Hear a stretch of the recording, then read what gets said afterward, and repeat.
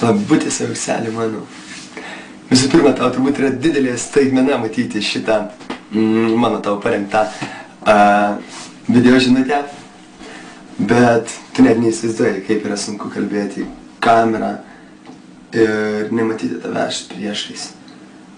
Bet tikiuosi, kad tau šita žinutė bent čiučiu praskaidins dieną, kad tau atsiras šypsenėlė, kad nusišypsosi su pačia nuostabiausia šypsena pasaulyje.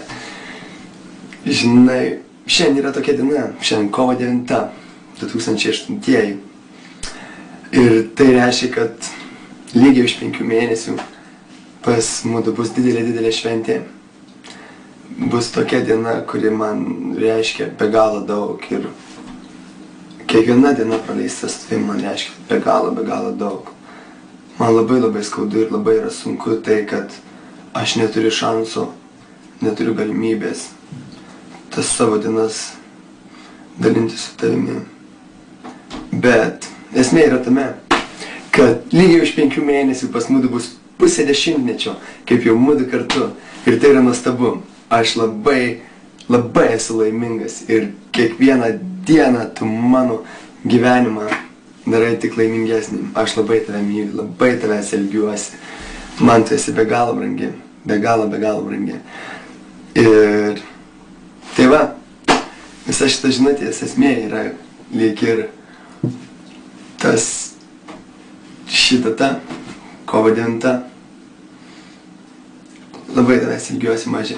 Beje, aš tau atsimeni, sakiau, kad vakar buvau soliariume. Blemba, kad tu žinotum, kaip sudegiau. Tau reikėtų pamatyti. Aš visas raudonas, net kaip bliuzoną užsidėjęs, tai man erzina odą, visą skauda, net nepatikėtum. Blemba, 12 minučių ir va, užteko. Net ir kaklas taip pat visą erzina. Beje, nori aš tau pasimaivysi čia? Nori? Nors ne, gal kitą kartą iš tikrųjų yra. Nu gerai.